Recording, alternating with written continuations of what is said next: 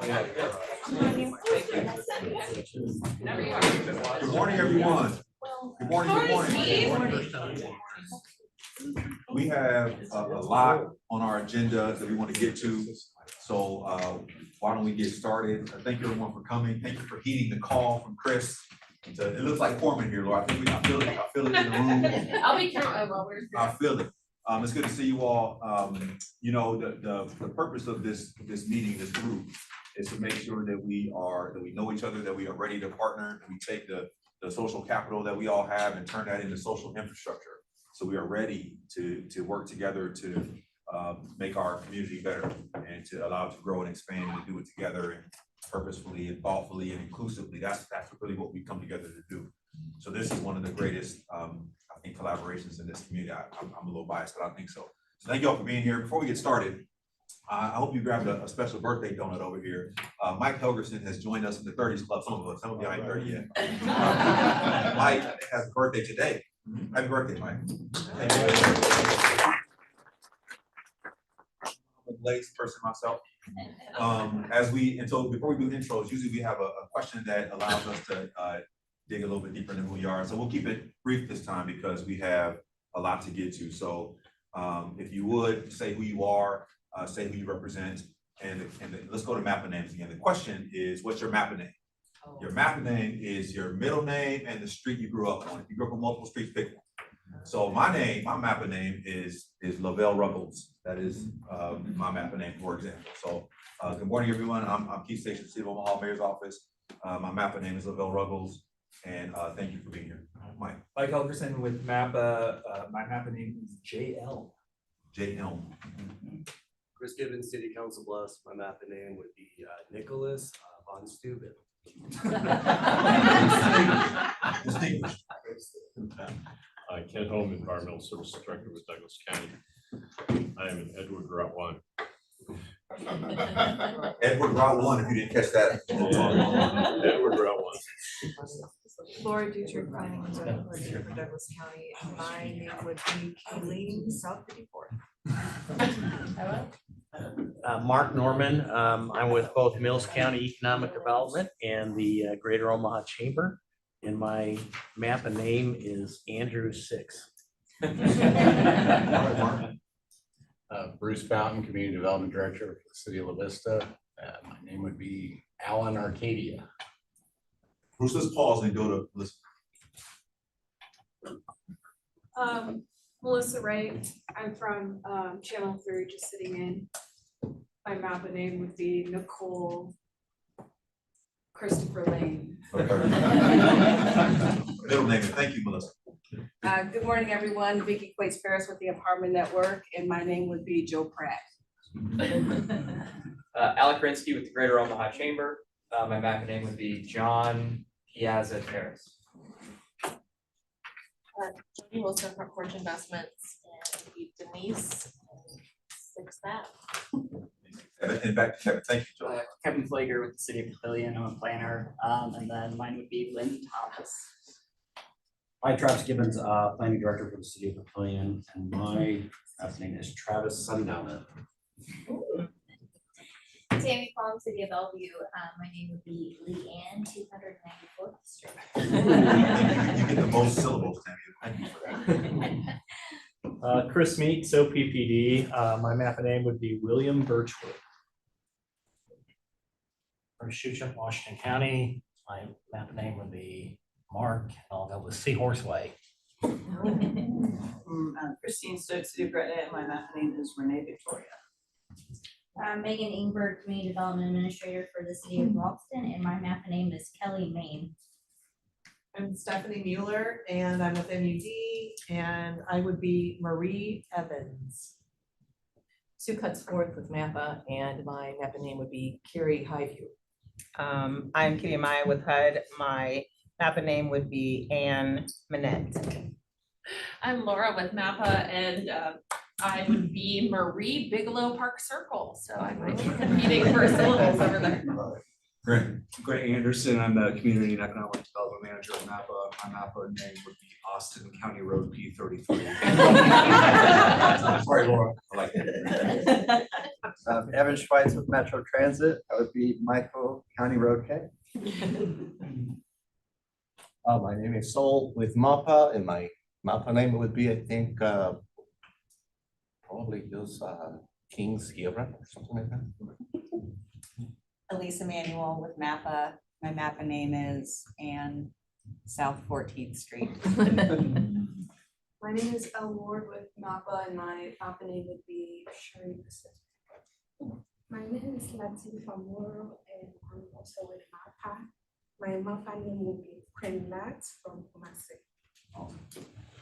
Jeff Byron, Community Development Director for the City of Blair, MAPA name, and maybe my new online name, Ed Spruce. That's on the house. You can have that. Yeah. Lindsay? Yeah, Lindsay Neiman with UNMC Nebraska Medicine. I think I got the gist of this. Marie Seventh or Marie Plum. Marie Plum's a little better. Marie Plum sounds worldly, Lindsay. I like it. I like who's online. We've got this one. I think it's Terry. Hello, Terry Hawk from Moac. And I got on late, but I'll just go Eagle Run 5. Okay. And Jeff? Good morning. My name is Jeff Sauser with Community Scale, consultant for MAPA. We'll be presenting something to you later. My MAPA name would be Martin Alderbrook. Welcome, Jeff. Sarah Brent? Hi, I'm also with Community Scale. We'll be presenting later. I'm Sarah Brent McCoy, and my MAPA name would be Brent Felicity. Like it. Thanks for joining us. Ashley? Hi everyone, Ashley Ray Turner. No longer with the Land Bank, so open opportunities, but my MAPA name is Raylene Roanoke. I like it. I like it. Welcome, Ashley. Did we get everyone who's in the room? Great.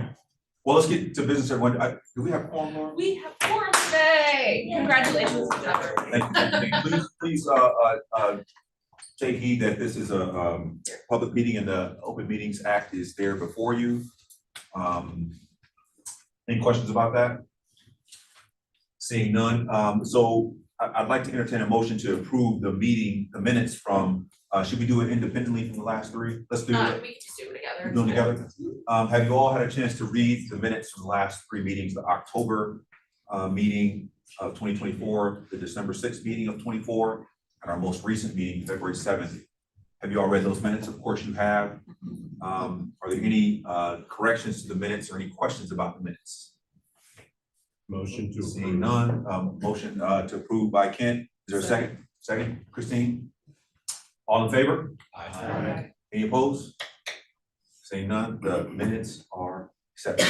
Thank you. Thank you all for being here and getting that done. Man, I tell you what, me and Mike had a bet going, and now he owes me a steak dinner for that. But I appreciate Thanks for the it. birthday present. Yeah. Thank you for being here. Let's get to it.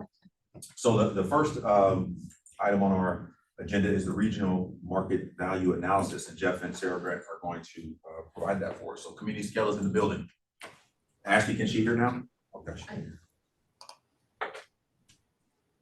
Great, I'll share my screen. And if y'all could let me know if you are seeing what I'm seeing.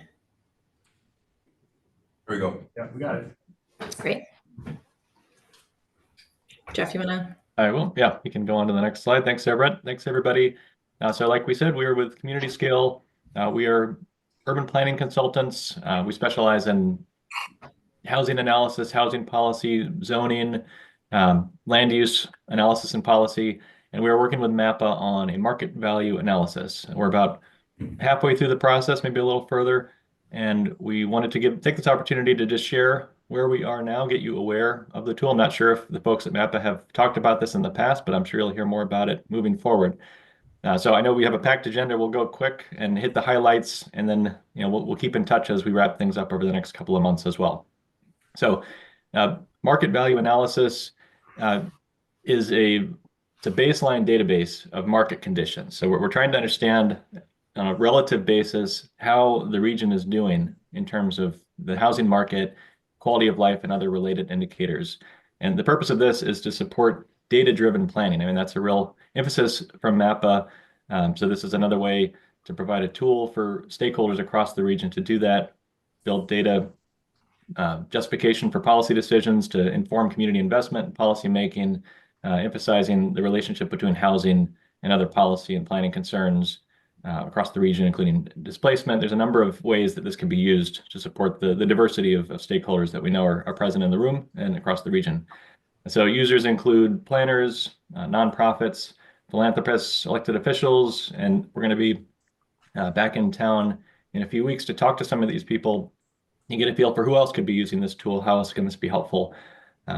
At the end of the day, the tool will take shape as an interactive mapping tool, a Esri story map, if you're familiar with that platform, so that people can access it and get into it. We'll also offer a download option so that this is a tool that can be transferred to other platforms too that people may have. And then MAPA intends to update the analysis behind the tool in about 3 years to provide some longitudinal perspective. So if we do have some longitudinal analysis built into this, but to the extent we can kind of do this every few years, get a snapshot in time, and then understand where trends are headed, that makes it all the more useful. And I should say this work is funded by Front Porch, who I know is in the room. It's been great working with them and really excited to be a part of this process. Next slide. So Sarah Brent, take it away. We'll walk through how this works at a high level, and then we can take questions at the end. Great. So this is, we're looking at one representation of the work in progress. Like Jeff said, it's a map, it's a database, it's a scoring system. All the data is aggregated by census tract, but here we're representing, we're screening out basically anything that's not a residential land use for legibility on some scales, I guess. And we'll show both versions of this map later in the presentation. So we'll get into what all those colors mean. It is, each census tract is filtered into one of the 9 categories represented here. It's a 2-part or bivariate scoring system. Basically, the color, whether it's blue, gray, or green, represents how it's doing today, the market competitiveness, the some quality of life measures, some housing affordability measures.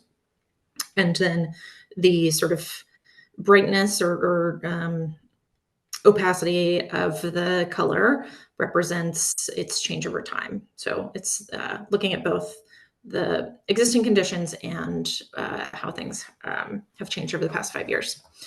All of the scores, we'll get into the different variables that are all baked in to this one score, or I guess to these 2 scores. But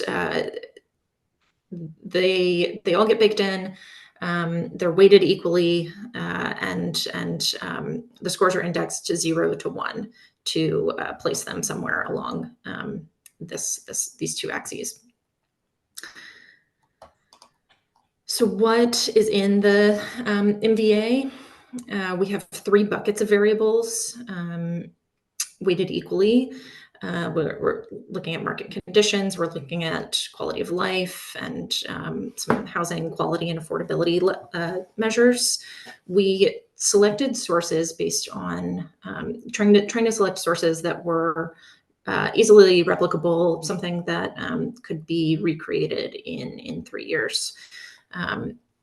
If not with these sources, with potentially improved sources down the road. But a few notes here. I know this is a lot to look at, but a few notes here. While most measures get looked at both as an existing condition and change over time, 2 are not. Those are identified with an asterisk. So we're not looking at the relative population today as a good or bad sign of anything. We're only looking at how the population has changed over the past 5 years.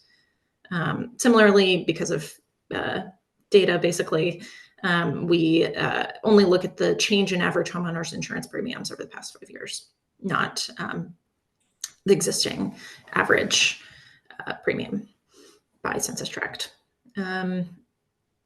Another note, we won't have change data for all variables for this first year of the index. We don't know what, we don't have a sidewalk layer from 5 years ago, things like that. But there may be for the next iteration in 3 years.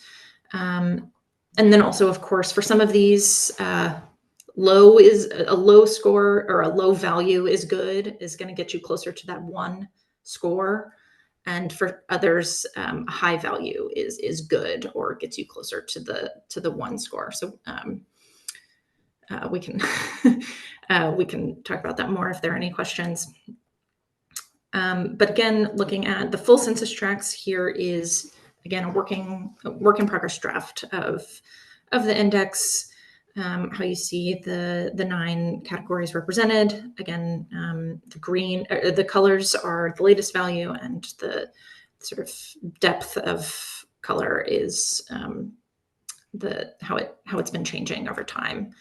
And there's a lot baked into we've tried to be specific about the language here. Especially with the change over time, our 3 categories are not improving, keeping up, and changing quickly. Changing quickly means that some of these values are trending in the direction of, stronger market, better quality of life. But in some places, there might be too much too soon, or there might be there's I guess it's not so straightforward what the level of change can indicate. But here again, it's the same index, but just masking out the residential areas. Jeff, if you want to lead us through this. Sure. So that's the index, and it's all great and interesting, but I think the important part is how do we use it? How is it helpful to people to make decisions?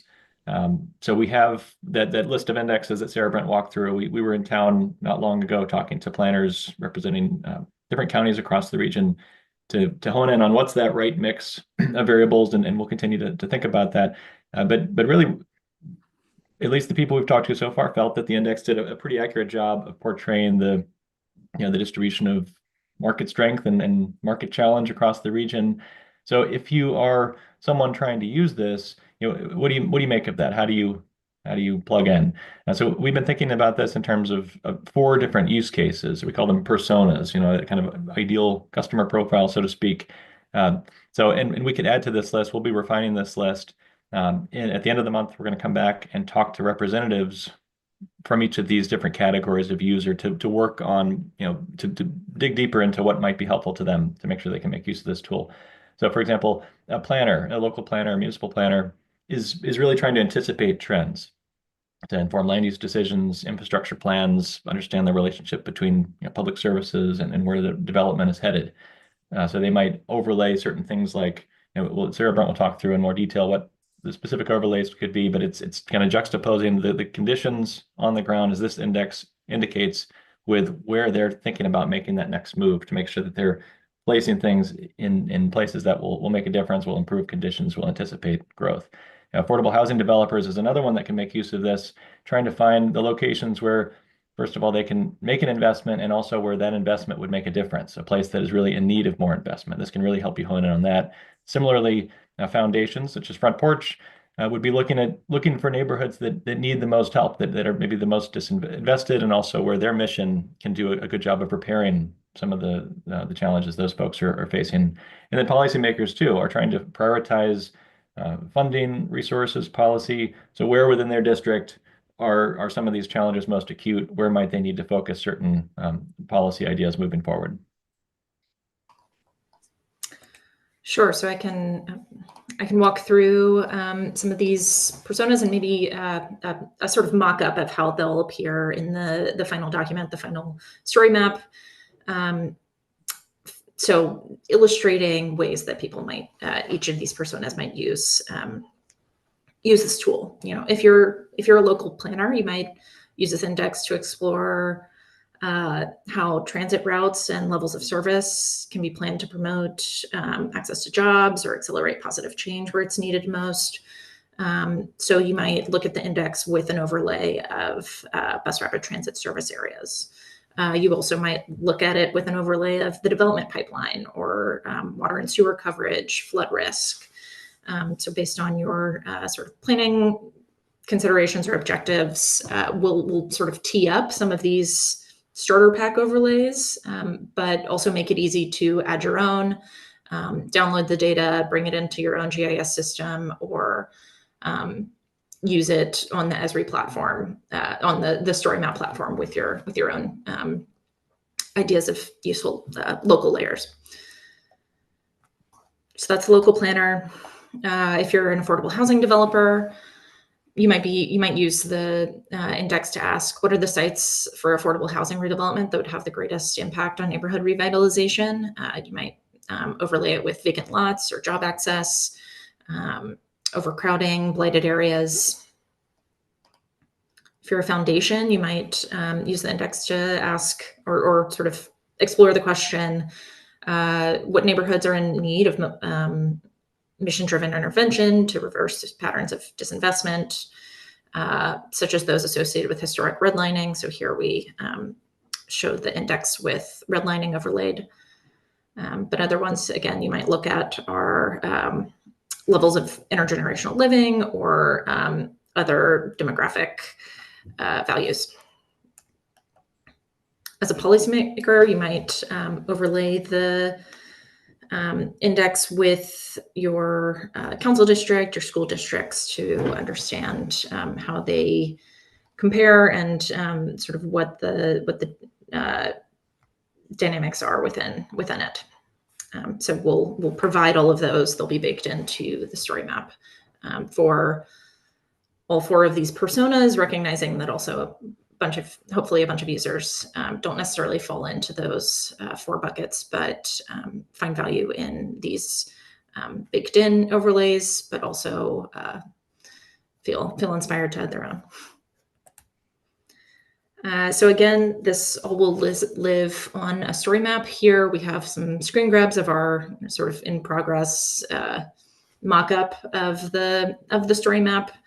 You know, we want to give people enough context and description, but really lead with ways to explore the data and understand how to use it. So again, we'll have these sort of strategic overlays with the illustrations of how different personas might use them. Jeff? Yep, and just to close out, next steps in our process, we're, as you've just seen, building out a first draft of so we built the index, now we're building out the platform, the dashboard, or the story map, or whatever you want to call it, that provides access and usability for people. We'll be in town at the end of the month to work, to interview or have focus groups with representatives from the different personas we talked about and really flesh out, you know, additional overlays, additional ways this can be helpful to them. Then in May, we'll refine the platform. We will integrate some of the feedback we've gotten, and then in June we should be done. So the model will be complete, the online platform will be complete, and there'll be an extensive set of documentation to help people understand how this works and access the data. And we understand, you know, it's been an effort to pull some of this data together at the regional scale. So sure, it's valuable for our purposes to then combine all that and create this index, but all those data points are also available individually, or many of them, on a certain level. And we'd like to make that available too. So we'll work with MAPA and other stakeholders to make sure that you're getting the most out of the work we put into this. So thank you very much. Thank you. Thanks, Jeff. And I had a chance to be part of the discussion when you all were here a month or so ago, and it was great to be able to contribute to the conversation. I know that the images from what we can see are small, so this will be provided for the group to be able to take a closer look, right? Yes. Awesome. What questions do you have for Jeff or Sarah Brent? I just wanted to ask, Sarah Brent, you made a clarification earlier about the changing quickly category doesn't necessarily mean it's changing quickly for the better necessarily. It just means that it's changing, right? Well, it's all changing quickly in the direction of population growth, more market pressure, sort of, I guess, changing in quickly in the way that would maybe inform, in the next 5 years, what color band it ends up in. But we recognize that, changing quickly can also mean risk of displacement, and sort of at a certain level, if there's too much too soon, there's maybe some negative.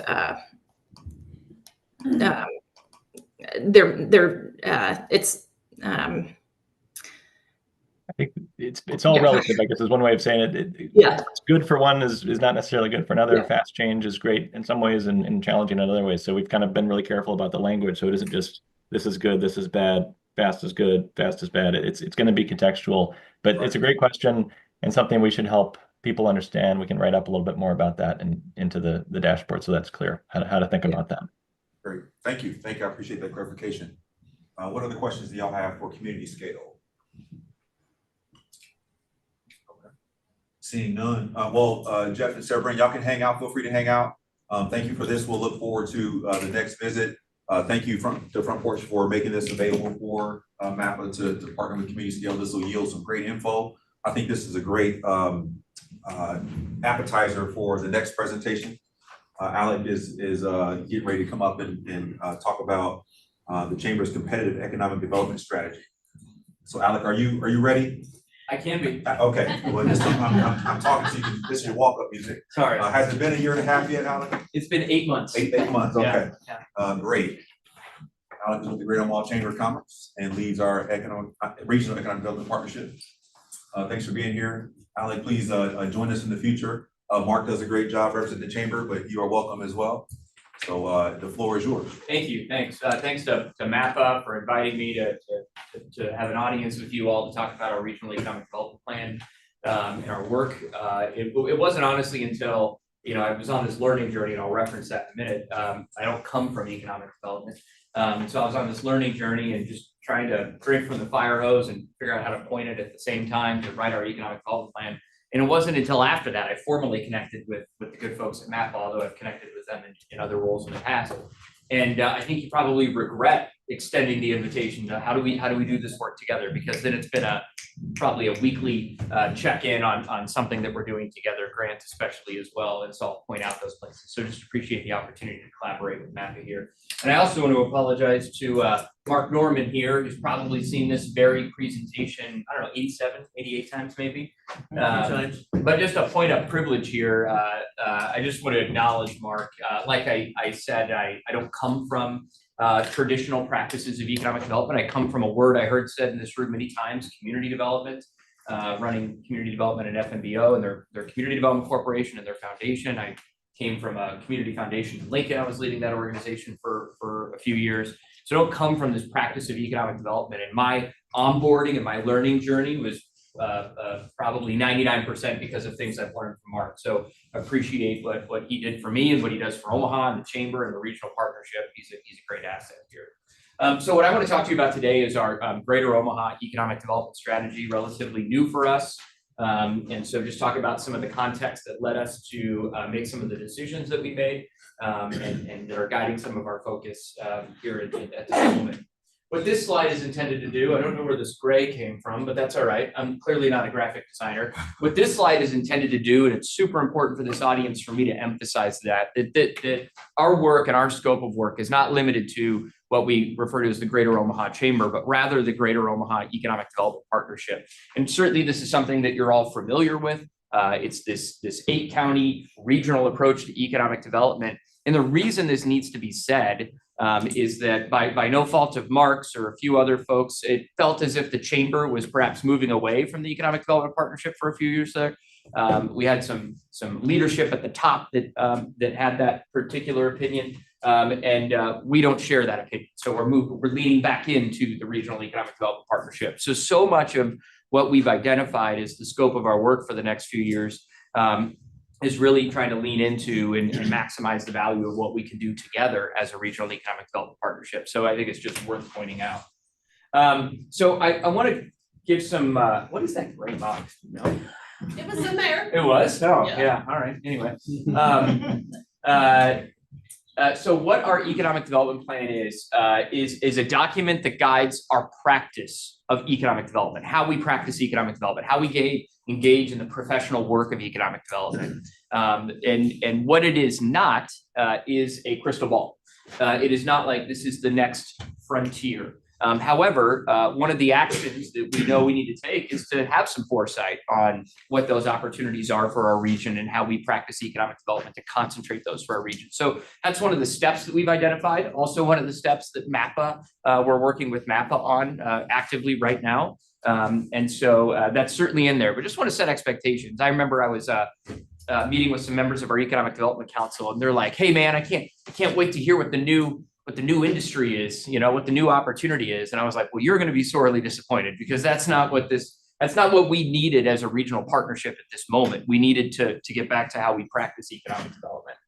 So this plan was informed by an extensive discovery process, as any good planning process is. And we partnered with an organization called the Baton Global. They connected with 150, 175 individuals over a 6-month period to garner their input on what we should be doing as it relates to economic development, be it our regional partners, be it and their stakeholders, be it our board members, our investors. Certainly folks around this table had the opportunity to contribute to that. Our BRE data, that means when we're interacting with companies, a few hundred a year, trying to understand their challenges and pain points and their expectations of how we add value to them, contributed to this. There was an economic competitive analysis that I'll go into in a minute. And then also we did some workforce surveys that I'll refer to later as well, that gave us some really good insight into what we need to focus on. Business retention and expansion. Business retention and expansion.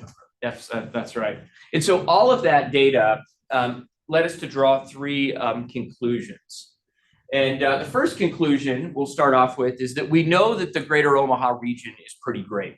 And we get all of these rankings all the time. We just got one this week that isn't on here, this week or last week. Omaha is the hottest housing market in the country. And so that one's not on here, but we're constantly overwhelmed with, and as a Chamber of our Commerce, as the chief cheerleader for our community, it's our obligation to push that out there all the time, right? So best city for tech pros, top city for startups, also for Council Bluffs, a little fuzzy here, sorry. Council Bluffs was recognized as a hidden gem for startups, 30 best cities for young professional. And then the next year we were the top 15 cities for young professional, best city for renters, best city for housing, home ownership rather, top city for hottest housing market, like I referred to. We've got grit and determination, very happy here, good work-life balance. Even other parts of the region were recognized nationally for their quality of life factors. And then of course, best places to live in the United States last year. So we're very proud of these things, and we should be, but it isn't the whole story. So we know that we're pretty great, but we believe that we could be greater. That's the name of the plan, A Greater Omaha, the double entendre. I hope you enjoy. So, and the thing that's driving this conclusion for us is the barometer report, a report that we've historically produced. It also took a hiatus for a couple of years there, probably at the same time other things took a hiatus. And in this barometer report, we compare ourselves on overall economic competitiveness to 9 other cities. On several factors contribute to this overall economic competitiveness rating. And so what we know, and it's a bunch of data that contributes to a bunch of sub proxies that contribute to one big proxy. And this big proxy is overall economic competitiveness. And out of all these other cities that we compare ourselves to, let's see here if I can identify them up here. Again, the blurriness, I apologize. Salt Lake City, Austin, Kansas City, Des Moines is in there. I think that says Oklahoma City, perhaps. In any event, we're 6 out of 10. So some of our stakeholders read that and they're like, we're number 6? No, we're not number 6. We're 6 out of 10. So just out of these peer and competitor communities. To be a little bit more clear about where we stand on these things, we're going to be expanding this list in the next iteration of this. So our overall economic competitiveness is 6 out of 10. That's a bogey, not a birdie. We don't view that as a positive thing necessarily.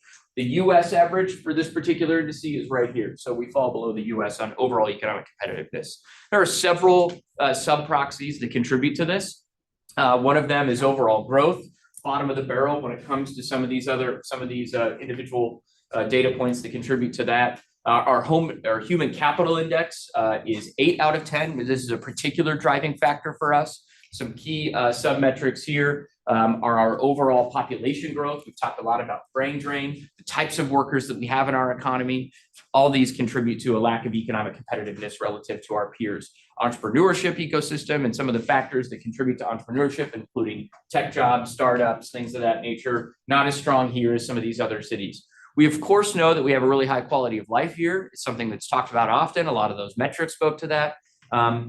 Honestly, what's really pulling this overall ranking up is our quality of life factors, but it's not universally experienced. We've done a couple of pieces of research in partnership with the CPAR over at UNO, Dr. Josie Schaefer over there, trying to get a sense from young professionals that have left, why they left, and trying to get a sense from young professionals that are here, what their perceptions are. Overwhelmingly, one of the top things that they've identified is the word opportunities. It isn't about pay. It's up there certainly, but it's not the top thing. It's the perception of opportunities in our region. People feel that there is more opportunities for lateral moves. People feel that there's more opportunities for vertical moves outside of Omaha. So that was the conclusion of a survey that was done of people who left. Why did you leave? I have more opportunity elsewhere. For folks that are here presently, young professionals now, are you considering leaving? And if so, why? I don't have as many opportunities here. These are troubling factors when it comes to our economic competitiveness. Same surveys also, young professionals also identified these other things that I'm sure you all talk about frequently as points of dissatisfaction in this economy that are incumbent upon us to addressing. So that's one conclusion. We're great, we could be greater. The new one is, and this went in reverse somehow, but the new one is a new economic, or the next one rather, is what we're referring to as a new economic development equation. Historically, the economic development equation that has worked for our region is we've got a lot of land, we've got affordable power and lots of it, and we've got a very low cost of doing business, including our wages, and all that has yielded tremendous amount of capital investment in jobs. And for a number of reasons, that hasn't worked. Or that presently isn't the thesis that we're going to be able to rely on. Power is complicated, to say the least. We've got a good amount of capacity, but it takes a long time for sites to get the benefit of that. Land isn't always what it is, but also we can't really afford to sell cheap people anymore because, as we saw, our human capital index is pretty low. So that hasn't really served us very well. So we're referring to this as people-centric economic development. People are driven to good opportunities, as we just saw in the survey. We've got to directly address our demographic shifts, our brain drain that we're experiencing, address it directly and head on and explicitly. And then, of course, we have a good quality of life. What should we be doing as a chamber to address those factors of housing, transportation, childcare, as well as mass market our quality of life and make sure that we're telling a better story here? So the second reality, or the second learning, is this new economic development equation. And then our own stakeholders gave us feedback about, like, what is it that we should be doing in all of this relative to all of this information, relative to our recent past. What is it that we should be doing as a chamber? Overwhelmingly, a lot of, in particular, those that are really close to our economic development work, be it our regional partners, our economic development council members, our investors, felt that we needed to get back to being proactive and aggressive in a way that we were historically. I had a number of economic development council members point out to me, say, hey, Alec, I remember when we used to hop on the plane and we used to fly X. We used to go to this place and we used to sell Omaha. We used to get in an audience with certain executives or decision makers and try to compel them that Omaha was the place to be. So there is this desire to practice things like that again. An emphasis on supporting the growth of existing businesses. Not there was perhaps a view that we were overwhelmingly on business attraction and recruitment. Not necessarily true, but perhaps the way we were telling that story was perceived that way. So what are we doing to support existing businesses? And then just that desire for us to focus and be a little bit more specialized. We weren't able to scratch that itch necessarily because, again, this isn't a crystal ball yet. So that'll be coming up next. So again, we're great. We could be greater. We have a new economic development equation that centers people. By the way, we're not alone in that conclusion. The state of Nebraska Department of Economic Development also is talking about a people-centric economic development equation, and then to be more proactive and more focused and more aggressive. So we have a 3-year economic development plan. It's called A Greater Omaha. Again, it's about how we practice economic development. Our North Star at the end of the day is we want to compete and win. We want to be more competitive when it comes to our peer and competitor and aspirational cities. What's going to ultimately be the measure of that are those barometer rankings. So we're clear, though, that that's a North Star that's very aspirational, and we're going to continue to monitor that and monitor our performance of economic competitiveness relative to that. It's very foundational to our work. It's guiding where we go, but it's a North Star because there's little we can do to control many of the things that are going on in there. Number one, I can't control what Austin does or what Des Moines does or what Kansas City does. So they're going to have their own work. But also there's a lot of macroeconomic factors that go on in there. And I don't know if you're aware, but there's a lot of macroeconomic mess that's happening right now too. And that's going to impact all of these communities differently based on their relative industry strengths. This thing is kind of, I must have done something wrong here. So what our strategy statement is, our responsibility is to shape the future of the greater Omaha region by creating the conditions and the opportunities for businesses to thrive. So we create the conditions and the opportunities. Opportunities is really more or less about making sure that we're getting at bats when it comes to business attraction opportunities, helping existing businesses get connected to resources and the tools that they need to facilitate their growth. But the conditions for businesses to thrive also has a lot to do with addressing some of the more systemic issues within our economy and trying to pull levers that we think we have an opportunity to pull or influence. And so our three focus areas are strategic business growth, brain gain, opposite of brain drain, clearly, and then destination to greater Omaha. And these three areas then reflect the kind of three areas that surround our people-centric economic development. Strategic business growth is about creating opportunities. Brain gain, is about addressing demographics, our population inflow and outflow. And then destination greater Omaha is about making sure that we have a good place for folks to live and make sure that they know that this is a good place to live. So that's kind of the overarching thesis. I'm going to take just a couple minutes here to kind of identify some of the work that's taking place in here that's perhaps just that's net new. So in this category of strategic business growth, I referred to this before, to be proactive and targeted with our business attraction purposes. As an example of the work that we're investing in right now is to be in a community and to engage site selector consultants in a really aggressive way, in a way perhaps that we haven't over the past few years, whether it be through marketing efforts, outreach efforts, just trying to get our story out there in front of these business attraction, these site selector consultants. That is right now is for the region. We're prioritizing engaging site selector consultants because a lot of the work that they're doing, a lot of the people that they represent are going to be bringing projects that will benefit the region, projects that will benefit Washington County, projects that will represent or benefit Sarpy County, for example. Down the line, and this is work that we're doing in partnership with MAPA as we try to develop our crystal ball, probably more of a magic 8-ball if we're being honest, but as we try to develop that, we'll be able to narrow in on the audience of some of our proactive recruitment efforts that we'll be engaging in. We're putting a premium on supporting existing companies and facilitating their growth where that makes sense. BRE is a word that you heard me use earlier, business retention and expansion. Changing the mindset of that a little bit and referring to them as growth consultations of our opportunities to engage with specific companies that either present a risk for leaving our region or have some of the highest opportunities for growth. Some of the highest opportunities for growth in our region are not going to come from those massive companies, but perhaps some of those small and medium enterprises that can expand their market. And we're adding a couple of tools to support the growth of those companies. One of those is incorporating, helping them understand the opportunity to incorporate artificial intelligence into their business operation practices. Not talking about making sure their employees are using ChatGPT, but truly integrating artificial intelligence and helping them understand use cases for artificial intelligence in their business operations. So that's a value add that we're trying to provide. And then taking our research team and the tools that they have and trying to integrate the data and the research that they're capable of providing to the companies that we're working with so that in particular, they can identify new markets outside of the greater Omaha region to tap into new customers. And then we do some existing work with small businesses and scaling that. In this brain gain category, we have to be really thoughtful about what our role is in workforce development.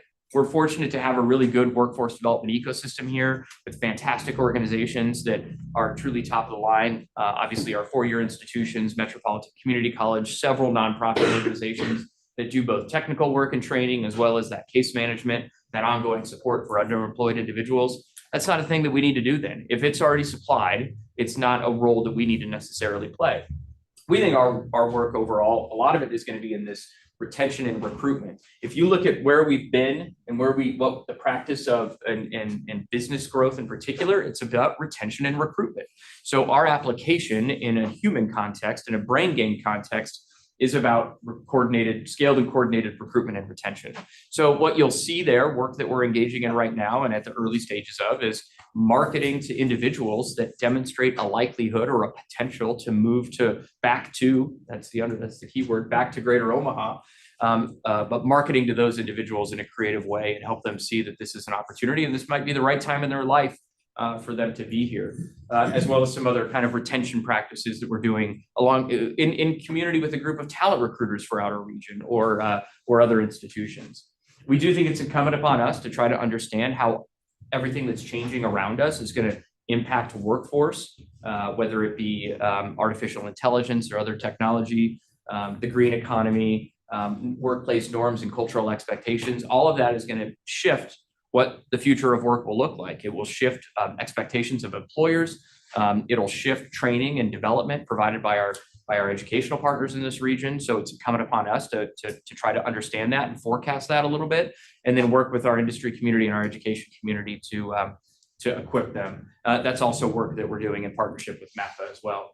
And then untapped talent pipelines is a focus of ours. I'll be clear here, this is the new way in which we're referring to our work with historically underinvested populations. Just feels like we have to reframe things these days. So, but concentrating our brain game work on untapped talent pipelines. And then finally, we talked about quality of life. Child care and housing were obviously identified as factors inhibiting someone's perception about the region. There's a tremendous amount of really good work that's happening in housing. Front Porch Investments is here, as well as childcare, both systems level workers and individuals, practitioners that are doing the work. So we need to be clear about the lanes that we stay in as it relates to this. So how do we concentrate small business development support to childcare and housing marketplaces? What can we do? We're a chamber. We have 3,000 members. How do we help those members understand their opportunity to provide housing and childcare solutions for their workforce? Something we're doing in partnership with Front Porch Investments. And then again, it's incumbent upon us to make sure that we're telling Omaha's story, continuing to be Omaha's cheerleader.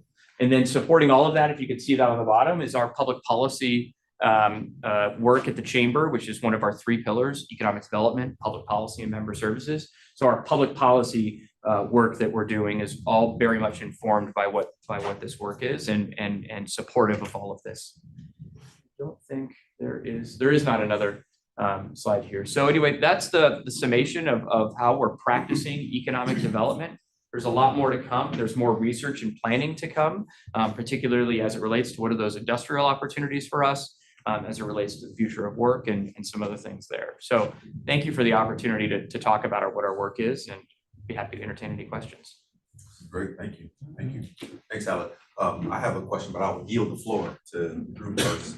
That's a lot of information, it's great stuff, and we appreciate the work the chamber does. You just gave kind of half of the mayor's state of the city there, talking about the top ranks. Yeah. We appreciate that. That's right. Well, since they aren't seeing none, here's where I'm gonna ask this question as a community member, not a city representative or not a committee chair.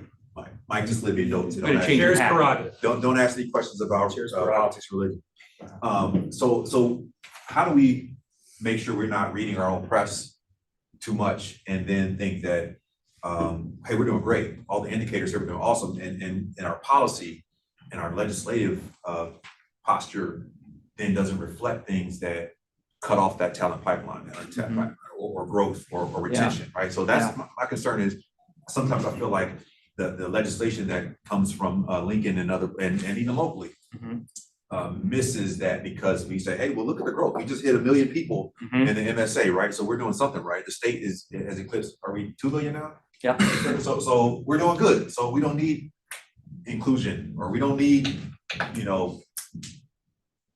Whatever. I'll stop there. Yeah, so this is a fine line that we walk, an active conversation we're having right now. And in particular, we've got stakeholders and investors and board members that are like, the chamber for far too long has done nothing but just tell good news. And you need to do a better job of telling the bad news. You need to be really clear about where we're not doing so well. You need to be really clear about where we're not doing so well and motivate action, inspire action, use it to inform public policy, use it to inform our work together.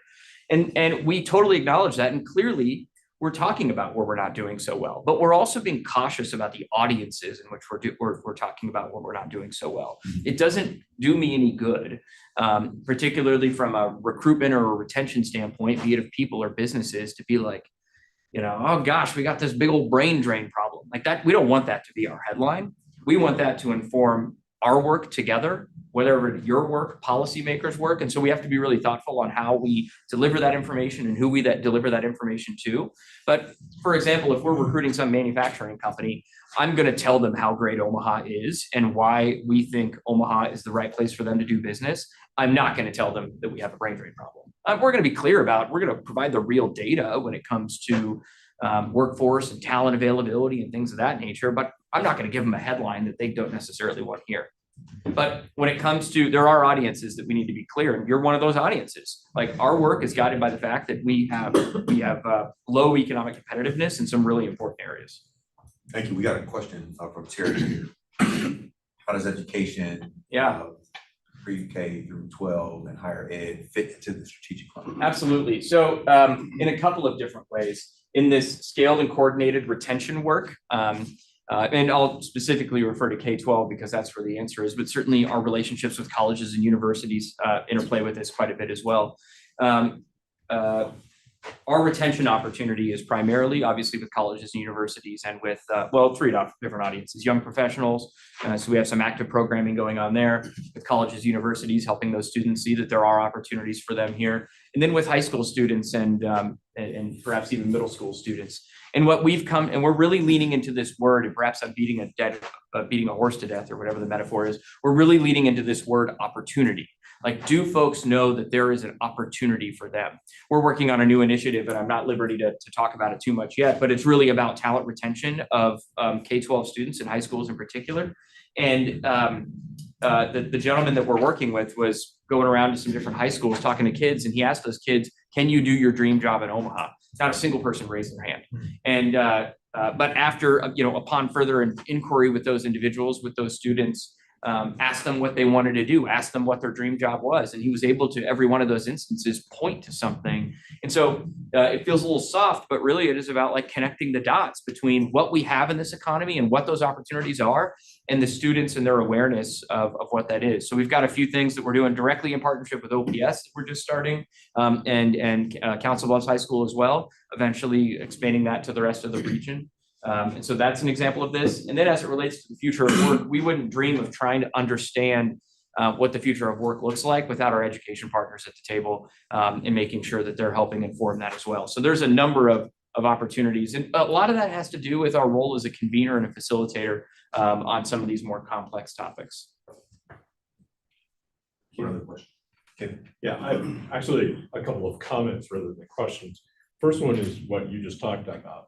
And you used the term perceived opportunity, yes, as opposed to actual opportunities. And I think you just covered that.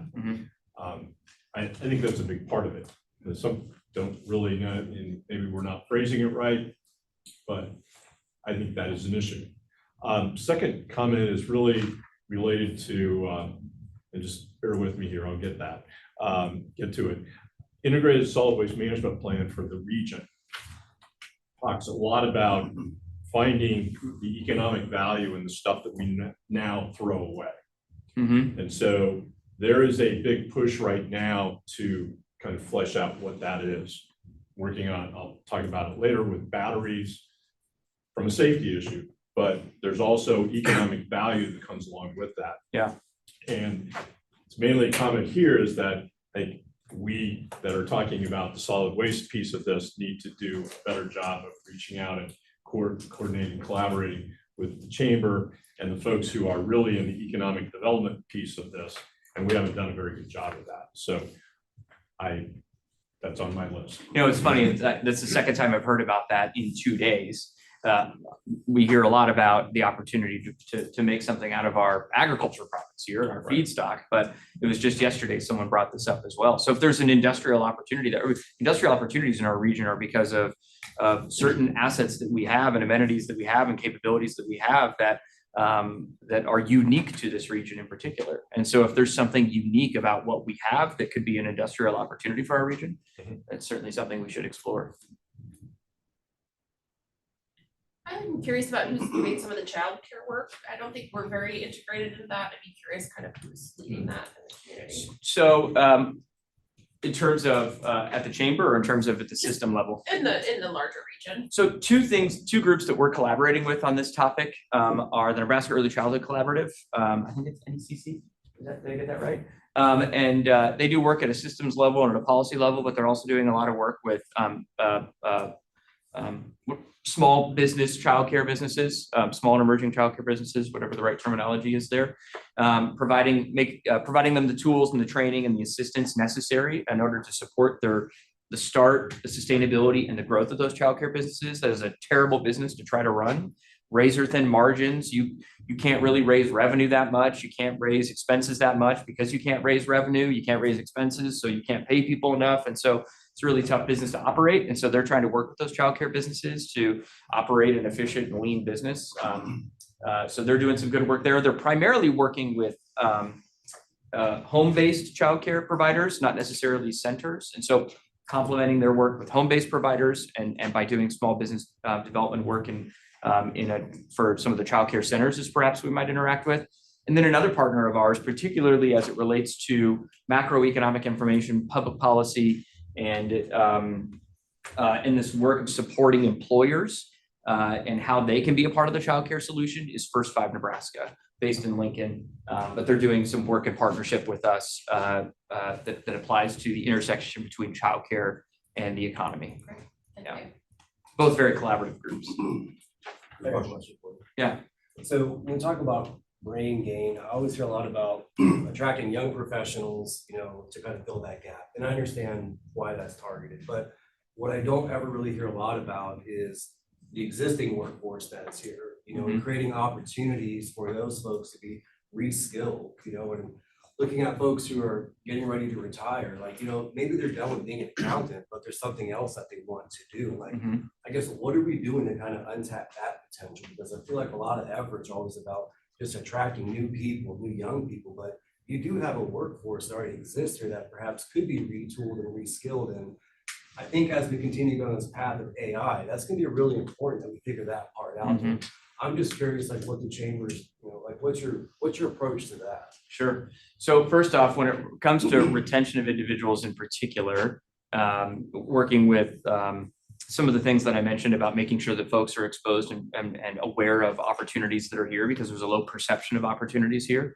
A great example of that is our 20-year-long running Young Professionals program, where we're trying to help those students build vertical and horizontal connections, because it is those connections that is taking root that's going to contribute a lot to individuals' desire to stay here, as well as their exposure to opportunities here.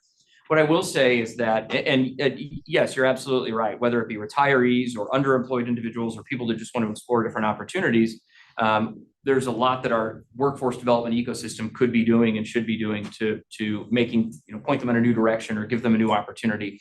And again, I'll point to, we have just truly a fabulous, my work in philanthropy historically has given me an opportunity to be exposed to community colleges throughout this 9-state region that I used to work in, and nothing came close to Metro Community College and the work that they're doing with students and industry partnerships as well. But we cannot rely on retention alone. I don't know what this stat is for Omaha specifically, maybe Mark does, but in the state of Nebraska, in any given year, there's 80,000 jobs available from new jobs that are created or folks that have left jobs or whatever. So there's 80,000 jobs available, and our talent pipeline produces 50,000 individuals, or no, I think it's 30,000 individuals to fill those jobs, leaving a delta of 50,000 individuals. That's across the state of Nebraska. So I'm not exactly sure what the data is necessarily for Omaha. And so we still need more people. We could retain all the people we want, and we would still have a gap of folks needed to fill some of these jobs. Now, not all these jobs are primary jobs. A lot of these jobs are secondary jobs. Very important jobs to be filled though, but at the end of the day, we still need to grow our population in order to meet the workforce needs of our existing economy. Thank you. I think we probably have time for one last Bruce, question. just wanted to follow up on your proactive and targeted business attraction, and where you're at with that, what's being done to identify those targeted businesses. Obviously, I think every community has a different idea what they're targeted based on what the land is, availability is, and that's the complexity of the region, certainly. So the initial work here, and I alluded to this, is being in community with site selectors and making sure that they have an awareness of what the region could provide for whoever it is that they're working for. It is because I think we're working with site selectors that we get to represent the diversity of our region. But each of our economic development partners, from Gross RP to Mike Brooks up in Washington County, is at the table and able to tell their unique story within the context of the regional story. So what Mike gets to talk about fermentation and biomanufacturing up in Washington County and the Blair area is a unique story to what Lisa's telling about perhaps different types of manufacturing opportunities that would exist in Sarpy, which are also different than what maybe the opportunities up in Fremont. So that's part of the great thing about this collaborative is that we get to tell a regional economic development story to catch the eye and the attention of folks who may not necessarily be looking at Omaha. And then we also get to demonstrate that we do have all of these different things that could make sense here. And then when we're able to lure someone in a little bit closer and have a deeper conversation with them and identify, you're specifically looking for this, well, that could make sense over here. That doesn't necessarily make sense over here. So our first work initially is really with that site selector community. As we go down the road, we're going to be identifying other industries. We already know what some of these industries are. Insurance does really well here. Financial services does really well here. Both of those things are being, a lot of advancements and innovation is taking place within those spaces that could take place here, that could add value to our existing businesses here, as well as do really well here because of so many customers that are here. So we already know what some of those are as well. A quick question. What's the process like for the chamber to determine whether you're for, against, or neutral on a legislative issue? Because I know that you have to think about the board and membership and. Yep. So we have an active public policy committee. The chair of the public policy committee sits on our executive committee, sits on the board of directors. So our public policy committee, by and large, is empowered to take positions on legislative issues, we have an active PAC supporting candidates. We're a 501c6, we're allowed to do that. So we have an active PAC that is supporting candidates that support our agenda, our purposes and organization. Our executive committee does make the decision on where our PAC contributes to the mayoral race in Omaha and where they contribute to the governor's race. But there is a process for all of that. You put it up against your values and your strategy. Yeah, that's exactly right. Great. Thank you, Alec, for coming today. Yeah, thanks for your time. Alec, not Alex Gorinsky. Thank you. And Evan, come on up and get ready. And while we're transitioning, Dr. Lindsay Hughes joined us today. Dr. Hughes, thanks for coming. The Douglas County Health Director is here. And Dr. Hughes, you have to give your MAPA name. You missed that portion. Your MAPA name is your middle name and the street you grew up on. What is your MAPA name? I'm confused. Mine, for example, Bruce, what was your MAPA name? Alan Arcadia. Alan Arcadia. Okay, well, mine would be Layla 16. No, that's a little racy, Dr. Hughes, but I like it. I like it. Y'all are in for a treat now, Evan. The floor is yours. I want to know about this microtransit program. You've been in the news. Yep. So yeah, maybe this is repeat for a couple of people, but we just wanted to kind of share what's happening at Metro Transit lately. So we are getting ready to deploy a microtransit pilot. And so I'll review that for those that are not familiar. But wanted to start with the mission of Metro. So we exist to connect people, places, and opportunities through transit. So we've heard a lot this morning already about the needs and the opportunities in our region. And for individuals to take advantage of that, they need that connection. And often transportation is the barrier that prevents them from accessing a better life. So at Metro, we have a couple different services that we offer already. Orbit on Dodge Street, our fixed routes throughout the Omaha region, our paratransit system, which is our ADA accessibility branch. And then microtransit is this new tool that we're looking at deploying that's kind of a bridge between like door-to-door service experienced by Moby and a fixed route. So a couple of goals that we have for this pilot program. The first one is to identify and fill gaps in our system and help connect people to our fixed routes. We also want to provide convenient and reliable transportation, especially for marginalized community members experiencing those barriers that I mentioned. Through the pilot, it's going to be a 3-year process, and we know that we don't know what we don't know at this point. So we're ready to listen and learn and change based on how it goes. But we're not trying to solve every problem before we start. It's going to be a learning process. And then the fourth goal is that we would come out of this with more appreciation community-wide for transit and what we offer to the community. So the basics of how this service will work, it'll run mostly through a phone app. We selected a vendor called Via that has a really good app that's available in multiple languages, allows people to book a trip and pay for that trip through their phone. For those that don't have a smartphone, they can still call in to a customer service line and do a conventional booking that way. A portion of the fleet will be wheelchair accessible to ensure that people who maybe don't have the same mobility abilities as everyone else can still take advantage of the service. Riders will pay through the app. And there's a line at the bottom that's kind of hard to see there, but we also are looking for ways to make sure it's accessible for the unbanked population. We know there's a broad number of users of our current routes that wouldn't necessarily be able to pay through an app today. So we want to make sure there's alternatives. It's a 3-year pilot, as I mentioned, and it's funded through some really generous local philanthropic donors. Sherwood Foundation is the lead donor, and several others have come on board to kind of help expand this mission and the scope of it over the next few years. Fares are not set at this time. We're looking at $3 per ride, but that's still being explored as it relates to those connections to the bus and making sure people don't have to pay twice, and how does that all add up? So still being worked out. And then the hours are Monday through Friday, about 6 a.m. to 9 p.m. Saturdays from 7 a.m. to 8 p.m. Sundays, 8 a.m. to 6 p.m. Sorry. You're good. So we have 3 zones established for the pilot period. There's one in North Omaha, as you can see on the map, another in South Omaha, and a third in West Omaha. And I will go through, I guess I should probably highlight, there's a couple stars here. One is an orbit station at 33rd. Another is Open Door Mission and Epley Airfield. Those are all important destinations that we heard of, that we couldn't keep broadening the North Zone to include all those places. So instead, we're going to allow bookings just specifically to those sites. So those will all be served by the North Zone vehicles, but there's still areas that we know are important to have access to that will help expand the functionality of how this all rolls out. So a lot of people, it's hard to grasp what exactly is microtransit. So I wanted to include a couple of scenarios of how a rider might experience it. So in this first example, let's say you're at 60th and Grover and you're trying to get to the Croc Center.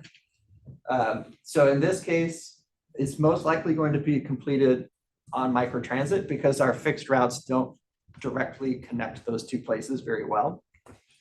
So we've got a dotted line here that shows the path that the vehicle might take. And it's going to stop along the way to pick up somebody at 50th and F. So it's not a taxi. It's not going to go from your starting point to your ending point alone. It's going to be flexible. If you book the same trip multiple days, it might take a different path every day you take it. And most likely you're going to be sharing that ride with someone else. Example 2, starting at 52nd and Maple, and you want to go to 144th and Blondo. Because that starting point A is outside of the West Zone, microtransit can't pick you up all the way at 52nd and Maple. So the app would direct you to get on Route 4, that purple line, and come into the West Roads Transit Center, where a microtransit vehicle would then make a connection and allow you to travel the rest of the way out to that destination. And again, it's going to be a shared trip. So in this scenario, someone else gets out at 132nd and Dodge. For example 3, we have someone going from 33rd and Ames to the airport. And 6 a.m. on a Monday, if they request the ride, it's going to recommend our local route that already makes that connection. But if you book that same trip or request that same trip at 6 a.m. on a Sunday when the route's not running, then it's going to refer microtransit for that whole trip. So hopefully that kind of makes sense in terms of how it will function for people. And again, we're just looking for ways to kind of fill those gaps in our system that we know exist. But we're looking forward to really learning how people are using it and kind of seeing how those new connections are made. So in terms of next steps of where we are now, this past month, our board approved the service order, which awards the contract to VIA. So we're in the process of working out our launch timeline with that vendor. They will fully operate the service as a turnkey contract, and we're hoping to start later this year. So we'll be deploying pretty quickly and relying on partners to help get the word out and make sure that everyone understands it and is able to utilize the service. And we also think that this is a really interesting opportunity for the region at large. Obviously, a microtransit solution tends to work better in some of those low density areas where bus routes might not make sense, or we don't know quite where the route should go yet. This is a really good exploratory way to kind of help connect people and broaden out the network. So, looking forward to it, and I'm happy to answer any questions. Yeah. I'm curious if there's any success stories from other communities or that you studied that were really strong with this. Yeah, so we've been talking to a lot of different agencies that have done this already. Some with success, some not so much. Des Moines is one partner that we connect with pretty regularly. They also work with VIA. They were the ones that said, when you start the service, make sure you do multiple zones, because then you can compare how they're performing relative to each other and not relative to some outside community that maybe isn't here. So we've had some really good advice from them. Also a lot of advice about data sharing and making sure that we can fully take advantage of those trips that are booked, or someone requests a ride and then ends up not doing it. We still want to know, what did they ask for and why did the system not meet their needs? So we're really looking forward to the ability to screen all of that information. And like I said, learn more about how people are traveling in the region. I have a question. Yeah. New is always confusing. So Yes. what is your marketing strategy so that you hit the mark to your intended gapped areas and people? Yeah, so during the launch process, we'll have pretty extensive community engagement. I'm assuming probably the first couple of weeks, we just won't charge a fare so that people can really just try it out and get used to it. We'll also be relying pretty heavily on our partners. We've heard from a lot of nonprofits who say our clients will use this a ton. And so we want to kind of train the trainers so that they can kind of help explain it to their client base and make sure that we have someone within reach that can explain what button do I push. But although I will say that the app is international, it's very intuitive. So we're hoping it's a pretty quick learning curve. Very good, thank you. Yeah. Yep. So are the rides pre-scheduled, or how does that work? Yeah, so it's on demand. So it's similar to like an Uber. We could all pull out our phones right now and try to book a trip, and whoever gets there first is going to have the best waiting time, and the other folks would be pulled into that trip if they can be. Otherwise, there are such things as demand spikes, where if too many people are traveling all at once, then the wait times get longer. But where Uber would do like a surge pricing, we would not. So our fixed fares just mean that wait times get longer in that scenario. Yeah. I know ride sharing has had some criticism of safety factors. Is the vendor address all of that? Yes, so because it's operated as public transit, they have to meet all the standards of the DOT. So like we have to do drug and alcohol testing at random. We have to have minimum standards in terms of training on ADA access and all those things. So they would be held to the same level of scrutiny as our bus drivers. Yeah. So kind of to the one thing you were just talking about, I have a person at 156 in Maple next to my office that needs a ride and can't use this because there's no metro service to that location. So is the app going to be intuitive enough to say, okay, we don't have a metro option for you, so here's Uber, Lyft, is it going to go that far? Or is it like, okay, I'm out of luck here. I gotta either find a way to get to a metro location or else, can you speak to that? Yeah, so there's a lot of careful discussion over the zone boundaries. And what we heard from a lot of our public meetings was you got to go as far as Elkhorn. Like they wanted that west boundary to go to the river if they could. Right. And we kind of had to scale it somewhere of like, here's what we can handle right now to have a successful deployment with those low wait times and good experiences before we try to keep growing it further. So 144th right now is the cutoff. So in your scenario, if they could get themselves to 144th and Maple, then they could use the system. You're going as far as west as Elkhorn. Can I ask why you're not going further south? Well, Harrison is our county line. So, But I mean, as things grow, if we ever get this metro line.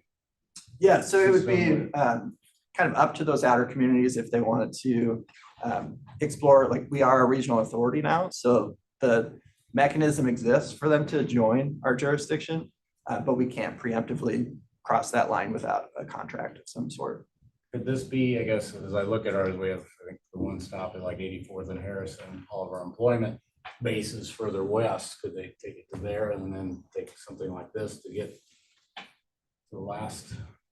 Yeah, I mean, there's always potential. Like I said, it's a product that we think is pretty scalable for some of these outer regions. And so if we have folks in other communities that are interested, I think it's definitely worth the conversation. Evan, y'all did a good amount of public engagement to see what people say. What did you learn from that during the private tryout time?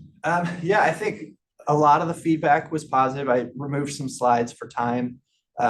But yeah, mostly it was hearing from folks who said, you know, I've got an adult son with disabilities who can't get a job and this is going to change his life. Like really powerful stories in that sense. And again, lots of requests for, can you go further? I'm just barely beyond the zone. How can we take advantage of it? So it's that push and pull of like, we want to say yes to as many needs as we can. And we also have to be responsible with the grants that we have at this time.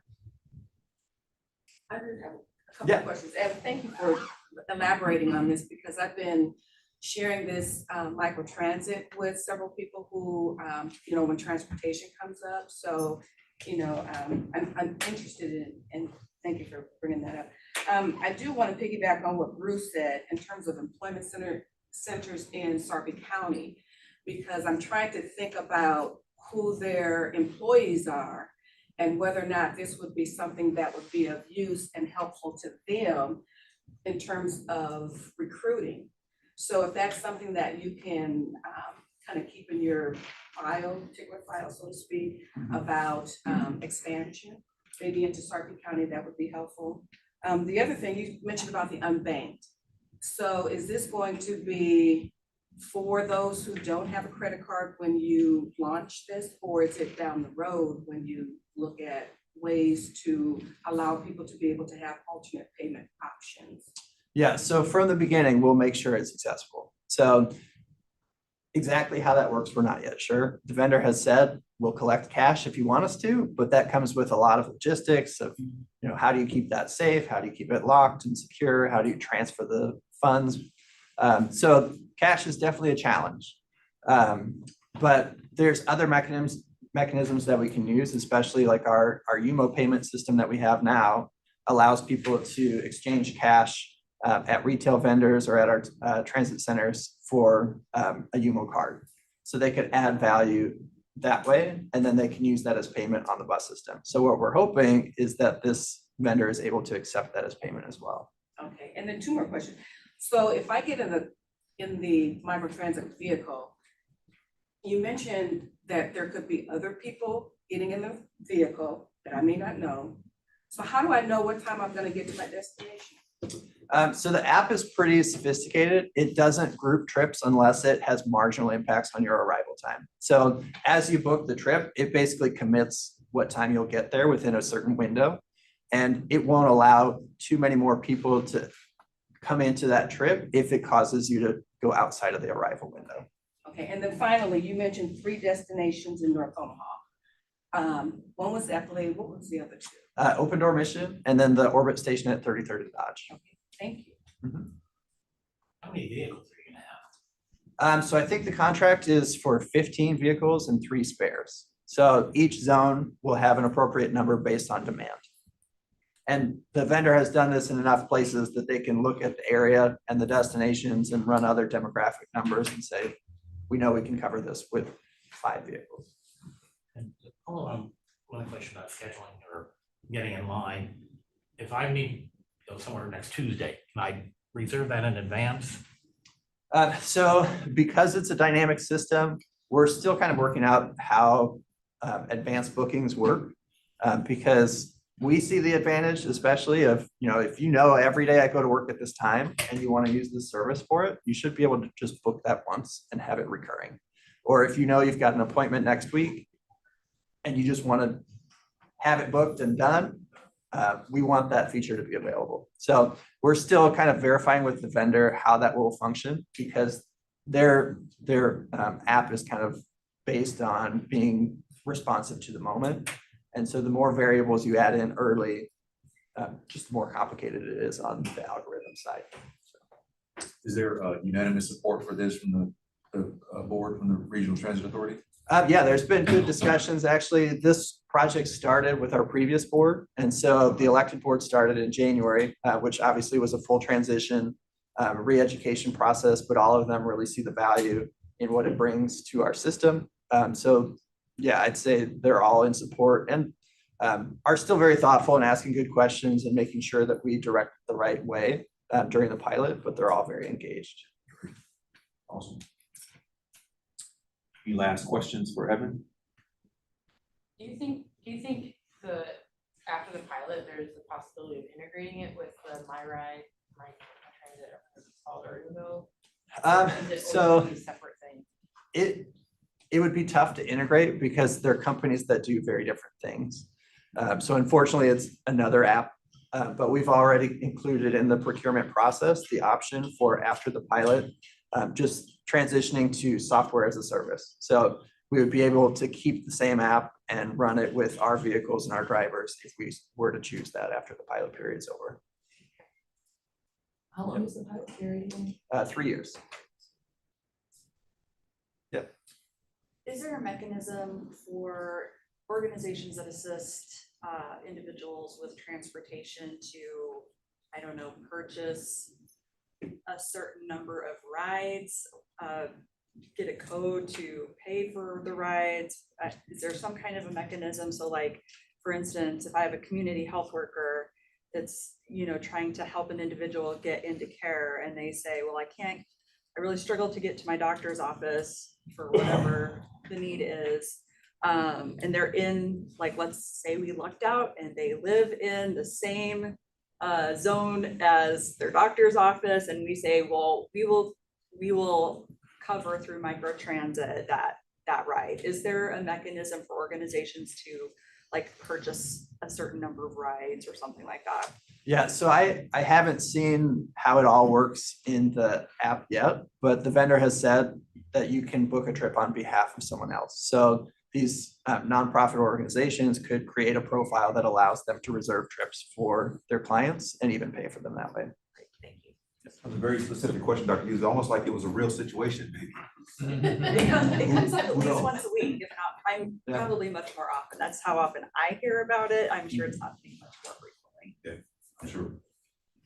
Thank you, Evan. Yep. This is great. We are looking good on time, y'all. We might even get out a couple minutes early. Seeing no other questions this time for committee reports. Ashley, put that scone down. We're getting ready to put you on camera here in a second. We'll update the agenda. Actually, as she mentioned, is a free agent, and Jeff as well. Well, yeah, hi everyone. My update is going to be super short and sweet. We have a committee meeting next week, so all are welcome to join. We're going to be talking about just some policy updates with Open Sky Policy Institute. Obviously, a lot of questions around the budget and how that affects kind of our work when we're thinking about equity, but also housing and development. And then our next meeting in June, we are still working towards having the North Omaha Legacy Tour. So again, please reach out to myself, Joe, or Saul, if you are interested in joining that trip. Thank you. Actually, in 2 seconds, a quick commercial for folks who aren't usually here about what the Equity and Engagement and Housing Committees do. Yeah, so last year, the Equity Engagement Committee and Housing Development Committee decided to join forces. A lot of our conversations around equity and engagement obviously involve how we're developing community and how people are accessing housing. So it seemed like an easy fit between the two of us. And so we talk a lot around access, planning, and just what's going on in our region to make sure that people are housed and have opportunity. Thank you. Any questions for Ashley? This is an active and engaged committee and always recruiting. So if you're interested in joining or know somebody that should support that, please reach out. Infrastructure, or do we need to go to housing? You covered that joint. Okay, okay. What does Mike have for infrastructure? Well, Mike was unable to attend today, but I have something I can share. On April 2nd, the infrastructure group members attended a guided tour to the new Saddle Creek Combined Sewer Overflow, known as CSO, Stormwater Treatment System. The participants witnessed firsthand the state-of-the-art technology that is helping to keep Omaha's creeks and waters clean. And we had a group of around 12 people, and all of them really enjoyed the visit. Is infrastructure recruiting for new members, Sal, do you know? Yeah, we're currently active, trying to keep people engaged, and therefore the site visit was part of the new plan of encouraging people, attendees to have a different experience now, not just meet in a room, but now be on a site where they can witness firsthand what is being done. Do you have to be an engineer or a planner? Not necessarily. If you're just into infrastructure, I think it'll be just an opportunity. I'm working on reaching out to students at UNO and making sure that some engineers, anyone in the field of natural resources or anything that might appeal to them, that could bring them to these meetings. I really want to make sure that we have also students being part of this. Very good. Thank you. Any questions for the artist formerly known as Mike, now Sal? Seeing none. Speaking of natural resources, Kent, let's talk some trash. All right. Yeah. I will talk a little bit of trash. First off, the overall Natural Resources Committee is going through a little bit of a strategic planning metamorphosis to better align what we're doing with the climate action plans that have been developed or still in development. So that's ongoing. There is a meeting coming up 2 weeks, and that will be the focus of that meeting to help align some things there a little bit better. Basically, all of the subgroups of natural resources have been kind of quiet, except for the solid waste working group, which has now kind of taken on a life of its own. I'm always looking for more members, but we currently have on that mailing list 150. And we met Wednesday, we had 51 people on that Zoom. We do it by Zoom all the time because we've actually reached out across Nebraska to pull in some other folks, because when you're talking trash, and I'm just going to call it resources that potentially can provide some economic development, the boundaries get real fuzzy. So we've had some really good discussions going back to the last couple of meetings, talking about things like lithium-ion batteries and all of the fires that are occurring, not just in trash trucks and material recovery facilities and landfills. They are occurring in apartments and residences and businesses and the dumpster behind your business and things like that, causing significant amounts of damage, fatalities, and so on. So fortunate this year, Senator Jana Hughes from the Seward York area introduced a bill to address that. It uses the concept of extended producer responsibility, which is a nationwide thing that's really gaining a lot of momentum. Nebraska is one of 15 states that have introduced this legislation this year. I'm very pleased to say that Nebraska is really one of the leaders in developing kind of this whole framework for extended producer responsibility for batteries. The bill is prioritized. It's probably going to get heard maybe on the floor, maybe next week, but has a good chance, I think, of going somewhere. This is a state, and knock on wood, this is a state that historically is pretty red. Newsflash. But most of the time, extended producer responsibility is happening in states that are not red at all. This is a safety issue. And I'm giving you the context because extended producer responsibility is a way to help get economic development going.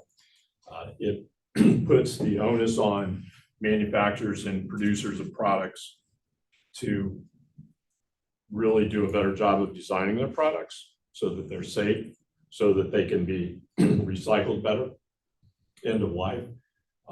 So lots of, I think, good opportunities and possibilities. And so I will be reaching out to the chamber and Mark and his folks over there, having a little more collaboration on that. I did want to point out that the meeting we had on Wednesday, we had Maureen from Goodwill Industries talking about textiles. Textiles are a huge burden in landfills, and they're doing some really progressive things with circular economy, trying to keep those textile materials that they get out of landfills, but also to reuse them when it makes the most sense, and so on. So lots of good things there. I learned a lot of things about Goodwill that I had no idea, other than, okay, I drop off my stuff and I can go and I can pick up something relatively inexpensively. They're doing a lot more things with that than just that. So if you are interested, I have a few copies of the lithium battery recycling, technically called the Safe Battery Collection and Recycling Act.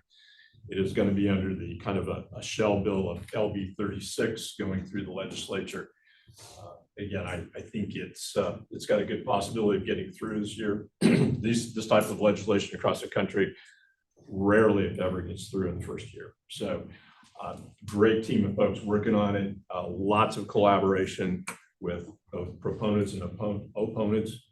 And yeah, excited for that. So that is my trash talk for the day. That's good. Happy to answer any questions. If anybody wants one of these info sheets, happy to do that. And I will provide you with the link to that so that everybody can have their own personal copy. Thank you. Questions for Ken? Does LB 36 seem to be a bipartisan issue then, or have support then? Are there any people that, any electeds in the unicameral that think it's unnecessary or not supported? I can tell you that there's going to be a whole bunch of senators in the legislature that are going to have absolutely no idea that this is even a problem. And so that is why, as soon as it gets on the agenda for debate, that, I mean, I've already talked to my state senator, and there are some state senators on the Natural Resource Committee that know all about it, unanimous there coming out of committee. But there are going to be a lot of them that don't. And so I would just say to everybody, your state senator, this is a safety issue that affects everybody. And this is a way that we can take a little bit of the burden off of state and local governments. And it becomes more of an incentive for the private sector to do the right thing and to really help lots of things. The industry is, the battery manufacturing industry is behind this thing as well. They are the main proponent of that because they see it's like, yeah, if we don't get behind this, I mean, our industry is going to suffer. And then again, it, as I say, forces, it incentivizes them to do a better job of designing the product. And so ultimately, we'll get better and safer batteries that can do, you know, everybody's got a lithium ion battery with them today. Absolutely. But you know, you look at how many things, I mean, just the earbuds, electric toothbrushes, vapes, extremely big issue right now. And the battery bill doesn't include a lot of those types of things, but it's going to get a lot of them off the street and properly managed. So it doesn't have a big fiscal note. It's just industry employers are going to have to pony up, and that may be some resistance. And it's, yeah, battery extended producer responsibility. The manufacturers pay into a stewardship organization that handles it. It doesn't really, there's really not a burden on the state Department of Environment and Energy because the stewardship organization pays them for their administrative costs. It will reimburse local, like our household hazardous waste under the sink facility that serves the 2 counties. It will pay for all the pay them for all the batteries they pick up. So it is very much a win-win. Thank you. I learned something. Thank you. Any questions for Ken? Yeah, Jeff, City of Blair, do you know, and this is kind of a sidetrack to talk later, but do you know of any programs for like local volunteer fire department on how to deal with these kind of fires? Because I believe water is not going to. Great segue. And no, I did not pay him to do that. So I reached out to our GIS folks the other day to give me a list of all of those folks in fire departments so that I can make connections, and I'll do that later today or Monday to give them this information because they are the ones who are seeing the issues. Volunteer fire departments across the state and the country are really, I guess, scrambling to try to figure out how to deal with these things. So yes, there'll be information coming out that it will directly affect them. It will help them do their job more safely. But yeah, please reach out. Be glad to get you more information on that. And again, it's the right thing to do. Make better quality of life. Thanks, Ken. I won't do a recruiting pitch for you because it sounds like you got too many folks already. But please let us know if there are some voices that are missing, needed in your committee that we want to see if we can catalyze. I will, okay. To that extent. Alan mentioned insurance companies, big in Nebraska or big in the Omaha area. Insurance companies are front and center in this whole thing because there are companies, and I'll pick on First Star Fiber because they've had a number of fires at their facility where they store recyclables. Their insurance rates the last few years have doubled. And we are getting to the point where some of these folks are going to go out of business because they can't get insurance.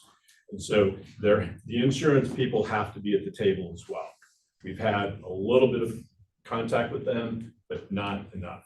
So they need to be part of the solution and realize that, yeah, there's some best practices that we're putting in place here, but we also got to realize that, hey, we don't want to force these folks out of business because then that creates another void. Whole other issue. Okay. Yeah. Thank you. That's your time, Senator. Thank you. And next we have MAPA updates. I think Mike's going to start with the work program priorities for the current fiscal year. Sure. So, as many of you are aware, and we've talked about this at RPAC in the past, we start our budgeting process for the year with a member survey. I'm just going to give you a really high level overview of that. If you attended the MAPA Council of Officials meeting back in March, you saw a piece of this. But this year, we keep refining this. We kind of try to make it adaptable to what we hear from members, but we asked about really, what's going on in your community? Where do you see a role for MAPA? Are there projects that you're seeking resources for? And really, where do we fit in? In light of some of the things happening at the state and federal level, we also asked about kind of shared services, joint purchasing opportunities for that. We've heard some interest in looking at that as a budgeting strategy to get out of some of the difficult situations that some of our members are in. And then also at the bottom here, professional development needs kind of on the training side of things, as well as peer exchange opportunities. That's something that we've heard a lot year over year about really interest in from MAPA as kind of a convener around the table. So I'm not going to talk about all of this. I would say largely what we heard is really an affirmation of what MAPA is working on in a lot of different ways and the work that we've been prioritizing over the last several years. But one really key takeaway that I wanted to note is that 79% of people ask for more peer exchange opportunities, through MAPA, through our work. And so we're going to lean into that even more than we already are this year. But we see that as really, I think, just an affirmation of what we've tried to do with council officials and making those meetings really intentional. The learning site visit program that we've done over the last several years, groups like this, RPAC, and all of this, in addition to, some of the work that we're looking to do, just adding value. The infrastructure trip that Saul and Mike McIntosh organized is a great example of that. How do we kind of tell the story, celebrate the things that are going on here in the region, even more broadly? I want to go to the next one, Laura. And so again, just kind of touching on our work program priorities, if you've seen this the last several years, they're pretty similar, but they're updated really for the types of projects that we're looking at. Community and economic development grants team, continues to work on our SEDS, which will be adopted later this year. We do a lot with strategic planning, and that prioritization really as almost a precursor in a lot of ways to grant writing and grant administration, supporting housing development through the MAPA Foundation. It's our nonprofit development organization, and that is the organization through which our front porch investments, market value analysis is coming. But we also have funding that partner with communities on to do housing development, really trying to figure out what the pathway is for all of that. Transportation planning, got the long range plan getting adopted this year. Safety is a huge priority. You'll hear that in the next piece here, but also in addition to kind of our regional plan development and just kind of supporting projects, accelerating investment across the region where we can. And then we've got the leadership and data resources. So you heard a community scale talk about this, and I would say, we are really always in this refining sort of mode of where do we add value to the development of this. We intake a lot of data from our partners, but we also develop a lot of data that we give back to our partners. Got a great partnership with the Greater Omaha Chamber of Commerce on just that, where they collect permit data from around the region, and we add the geographic context to that, and that's what you see in our development report. As we get into the market value analysis in particular, there's some other parts of those persona layers, things that we're committing to maintaining long-term, like the zoning atlas of where these sort of missing middle housing archetypes can fit into that. Things like the development pipeline, some of these work zone things that we're trying to track in support of things like emergency management that we really want to get more into over the next year. And we really built a great team. I just was about to shout out Latifa and Elle, who just joined our team, and they walked out literally 10 seconds before I was going to introduce them. But we really stacked up with some great planners that have just tremendous GIS skills. And so we're really excited about leveraging that. And then regional collaboration and convening. I think this touches on some of that peer exchange, some of those opportunities to learn not just from each other, but from outside resources. We do the Western Douglas County Planning Collaborative, which is ongoing. We also have a Mills Cass County Planning Collaborative, kind of a bi-state partnership between those two counties, and working with them really to address some of their concerns. One thing that just happened this spring, working with them on a grant application for USDA resources to really talk about Main Street economic development and community development, bringing in some technical assistance for that. I'm excited about that. But I'm going to stop talking. I'm going to talk about the next thing on the list. Okay. Which is safe streets and roads for all. So you've heard us talk about this for years now. We are getting to the actual final plan, which will be adopted by our board of directors later this month. The draft plan is out there. We've done a number of public meetings. You've heard it. If you haven't looked at it, I would encourage you to do so. I think it is a tremendous effort. I mean, this was when we started thinking about this project several years ago when we applied, and we hit it just the right time for where we were. And it's expanded our ability to not just analyze and assess data, but really stand alongside our partners, both in the planning and engineering side of things, but also emergency management and those first responders that are really dealing with the trauma caused by these fatal and serious injury crashes. And we have just a tremendous, I would say, amount of resources within the plan, but also a very proactive and strategic efforts about where this takes us into the future. And so you'll be hearing more about this after we get it, but if you have questions, comments, anything about that, happy to receive those here later this month. Otherwise, you're going to see us kick into implementation. And we are currently working to kind of finalize our agreements with each of the communities represented in here so that they adopt the plan as well. So you'll probably see emails from us if you haven't already on that.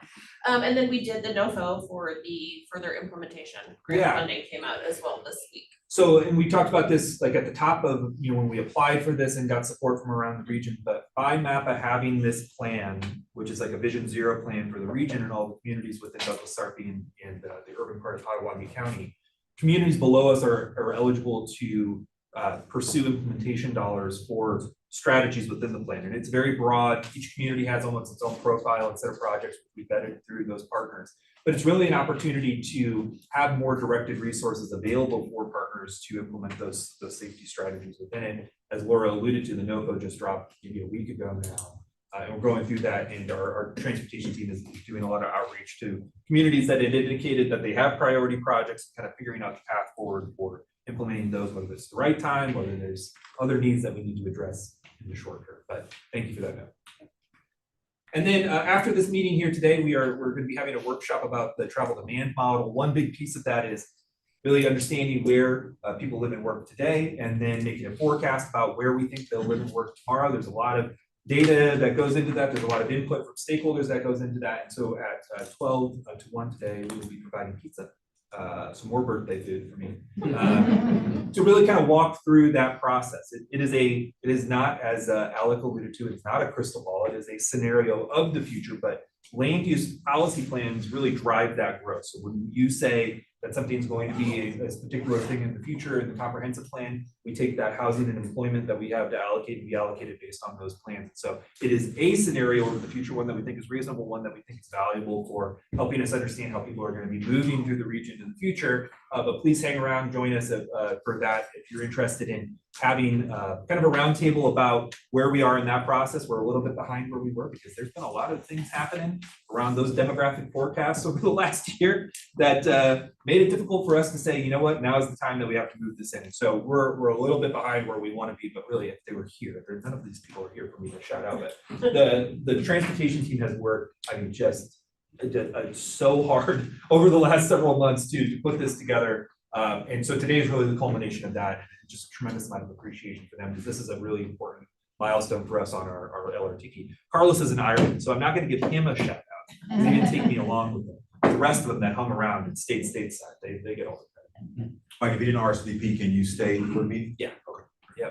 Yep. What kind of pizza is coming? I think it's Orsi's. Mama's, I got Mama's. I can't remember. I signed the purchase order, but Yes. You can't have any if you didn't RSVP. Sure, you can have my slice. What questions do you have for Mike Freed about any of these reports or about the travel demand model focus group meeting? I think Court is going to be presiding over that.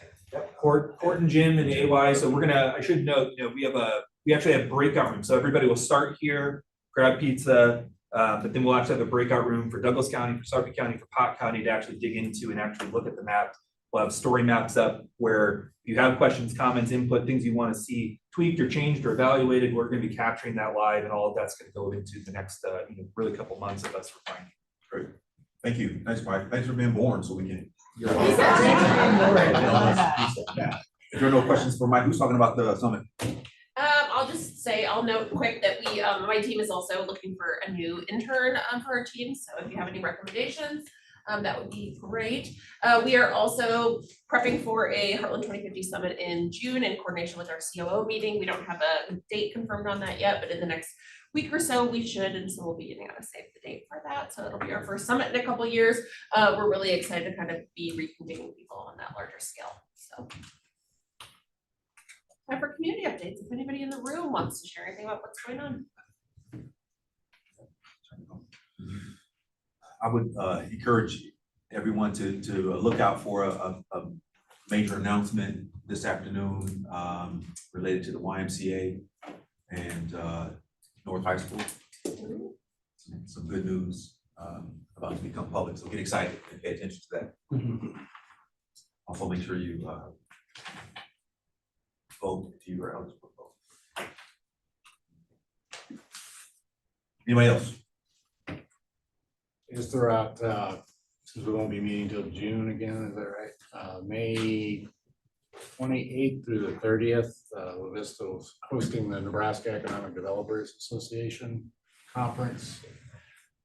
Keep an eye out for that. There'll be all the economic developers throughout the state come in for their annual conference, various sessions on redevelopment and housing, and a lot of fun is had with this conference as well. I'm sure. Can attest to. I'm sure. Bruce, what's the date for that again? 28th to the 30th. June 26th, 28th? May 20. May. Great. Thank you. We have registrations open for Read Night to Unite June 4th and 5th. 2-day conference. Second year we're doing that in collaboration with the Land Bank and Spark. So it's open this year. I think there's a link on our website, frontporchinvestments.org. Go to events and register. Share it with your networks. Thank you. We'll get that in the minutes. Anything else?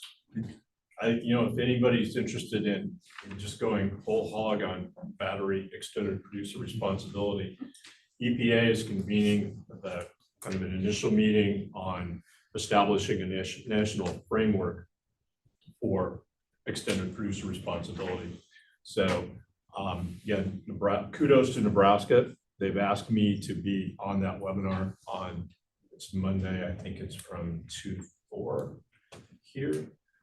If you're interested, happy to share the link to that. It's an online thing, but Nebraska will get some good press from that.